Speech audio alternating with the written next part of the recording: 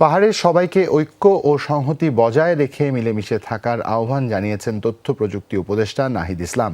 শনিবার সন্ধ্যায় খাগড়াছড়ির দীঘিনালা বাস টার্মিনাল এলাকায় ক্ষতিগ্রস্ত ও স্থানীয়দের সাথে মতবিনিময় করেন নাহিদ। এ সময় বলেন, পাহাড়ে নানা বৈষম্য রয়েছে, এখানে বসবাস করা জনগোষ্ঠীর বঞ্চনাও অনেক।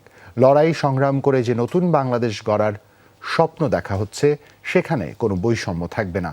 পাহাড়ে যারা ভেদাভেদ দূরত্ব তৈরি করতে চায় তাদের কোনোভাবেই সুযোগ দেয়া যাবে না। এর আগে দীঘিনালায় লারমা স্কোয়ারে বৃহস্পতিবারের সংঘর্ষে ক্ষতিগ্রস্ত এলাকা পরিদর্শন করেন উপদেষ্টা নাহিদ ইসলাম। কথা বলেন স্থানীয় ও ক্ষতিগ্রস্ত ব্যবসায়ীদের সাথে। সবাই বাংলাদেশের নাগরিক এবং সকল নাগরিকের অধিকার সমান। তো সেই জায়গাটায় আমাদের শ্রদ্ধা সম্মান রাখতে হবে। আমাদের সকল নাগরিকের অধিকার, তাদের ভাষা সংস্কৃতি সবকিছুকে শ্রদ্ধা সম্মান করে একত্রে বসবাস করতে পারি, সকলের অধিকার যাতে সেখানে রক্ষা করা হয়।